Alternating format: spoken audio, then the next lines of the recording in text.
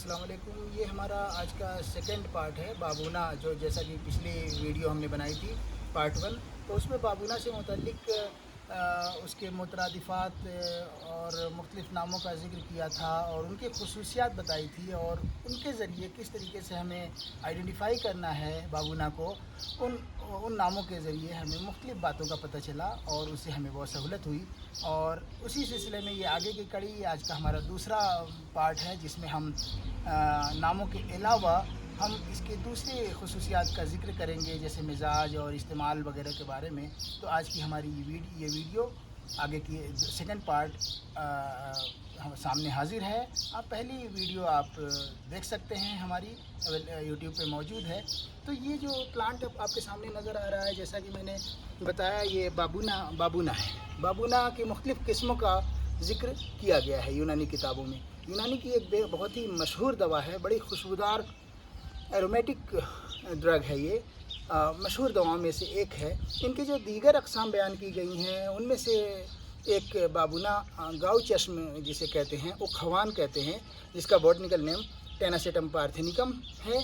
उसके बाद एक और किस्म है बाबूना हिस्पानी, जिसको कि आकिर करहा आमतौर से कहते हैं। उसका जो बॉटनिकल नेम एनासाइक्लस पायरेथ्रम है। उसके अलावा एक दीगर किस्म और बयान की गई है, जिसको बाबूना मिस्री या रोमन कहते हैं, रोमी बाबूना कहते हैं, वो एंथमिस नोबलिस है। यानी ये बाबूना की मुख्तलिफ़ किस्में हैं, जो कि किताबों में अलग अलग जगहों पे आपको इनका बयान अलग अलग नामों से मिल जाएगा। मौजूदा ये आपके सामने जो मौजूद है, ये बाबूना बदलू यानी बाबूना जर्मनी है, जिसको कि मैट्रिकेरिया कैमोमिला कहते हैं। कैमोमाइल के नाम से ये बहुत मशहूर है, बहुत आमतौर से वर्ल्ड में जानी जाती है। अक्सर इसकी चाय बनाकर पी जाती है कैमोमाइल टी के नाम से। तो बहुत ही मशहूर फ्लावर और दवा में से एक है। ख़ास तौर से ये जैसा कि आप देख सकते हैं, इसके फ्लावर मैंने आइडेंटिफिकेशन के बारे में पहले बता रखा था, तो मैं उसको डिटेल में अब नहीं बताऊंगा। अब उसकी दीगर मालूमात जो हैं, ये मैं बताना चाहूँगा कि इस दवा का मिजाज गर्म है।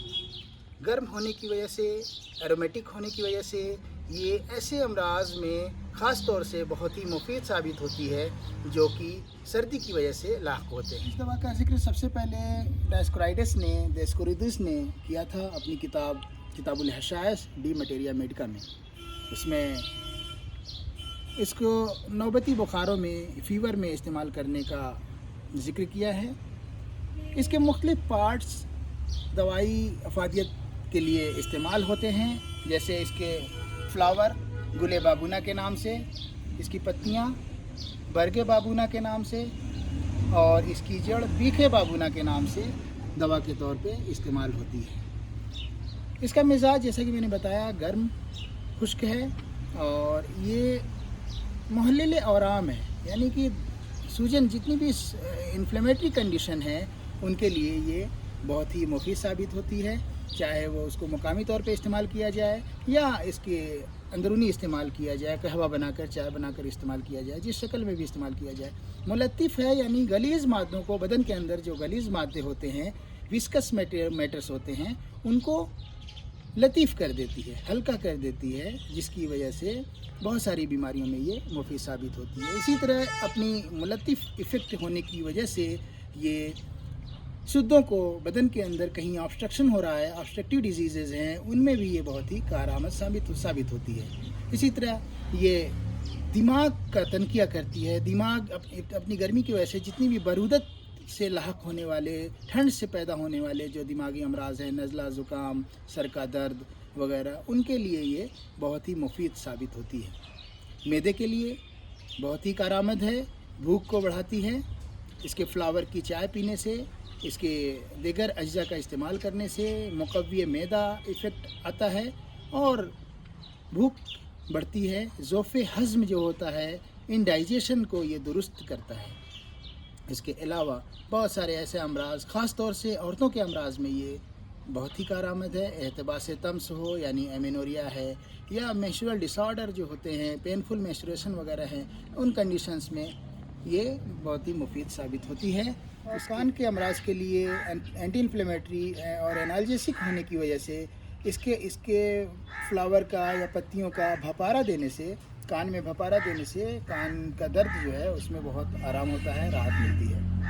ڈوز جو بتایا جاتا ہے کتابوں میں کہ 4 گرام سے 9 گرام تک یا 1 تولہ تک لیا جا سکتا ہے، حسب ضرورت، جیسا کہ ضرورت ہو اس کے لحاظ سے۔ اس کے جوشاندے سے اگر آنکھ کو دھویا جائے، آنکھ میں درد ہے، آشوب چشم ہے، تو ایسی صورت میں اگر آنکھ کو دھویا جائے اس کے جوشاندے سے تو درد کم ہو جاتا ہے۔ اسی طرح اگر ڈائیوریٹک ایفیکٹ لینا ہے تو بھی اس کا جوشاندہ بہت ہی کارآمد ثابت ہوتا ہے۔ ملک سیکریشن کو بڑھانا ہے تو اس کے استعمال سے ملک سیکریشن بڑھتا ہے، پروڈکشن بڑھتا ہے، تو اس مقصد سے بھی اس کا استعمال کیا جا سکتا ہے۔ اور اس طرح وجع المفاصل، جوڑوں کے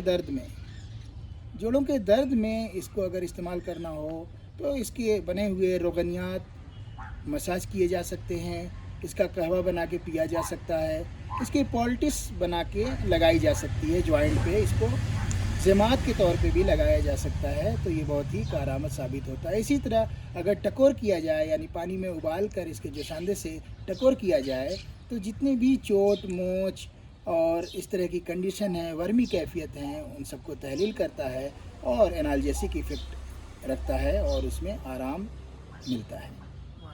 جس طرح یہ مفرد طور پہ استعمال کیا جا سکتا ہے، ویسے ہی مختلف جو کمپاؤنڈ فارمولیشن ہے یونانی طب میں اسے بنائے جاتے ہیں اور اس کا استعمال کیا جاتا ہے، جس میں جوارش بابونا ہے، روغن بابونا سادہ، روغن بابونا قوی، ضماد محلل، ضماد سنبل الطیب، ضماد ورم انسین مزمن، خیروتی بذر قطع، معجون فلاسفہ، معجون فوتنج، معجون سیر علوی خاں وغیرہ مختلف مرکبات کہ میں یہ خاص طور سے ایک اہم انگریڈینٹ کے طور پہ استعمال کیا جاتا ہے۔ اس کے اندر پائے جانے والے اجزاء کی بات اگر کی جائے تو اس میں ایزولینس اور بیسابولول یہ اینٹی انفلیمیٹری، اینٹی اسپازموڈک ایفیکٹ رکھتے ہیں، ہسٹامین سیکریشن کو کم کرتے ہیں۔ اس طرح سے یہ جتنی بھی انفلیمیٹری کنڈیشن ہیں ان میں مفید ثابت ہوتے ہیں۔ اسی طرح ہے فیور اور استھما میں بھی یہ کارآمد ثابت ہوتے ہیں۔ اس کے علاوہ اس میں فلیونائڈز پائے جاتے ہیں، جو خاص طور سے اینتھیمیڈین جو کہ اینٹی اسپازموڈک ایفیکٹ رکھتا ہے، ویلیرینک ایسڈ اور سائنوجینک گلائکوسائڈس بھی اس میں موجود ہوتے ہیں جو کہ اس کے سیڈیٹیو فعل کو ظاہر کرتے ہیں۔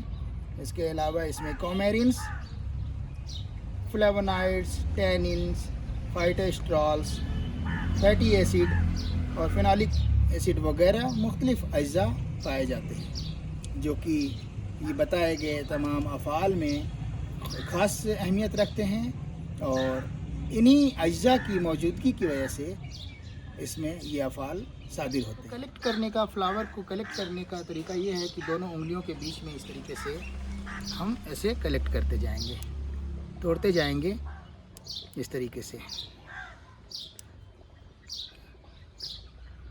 خاص طور سے یہ مئی کے مہینے میں بہت ہی وافر مقدار میں اگتا ہے، اسی لیے اس کا ایک نام جو انگلش نام ہے کیمومائل کے علاوہ اس کو مے ویڈ بھی کہتے ہیں، یعنی مئی کے مہینے میں منتھ میں یہ ویڈ کے طور پہ اگتا ہے، بھر جاتا ہے ہر جگہ پہ، تو اس لیے اس کو مے ویڈ بھی کہتے ہیں۔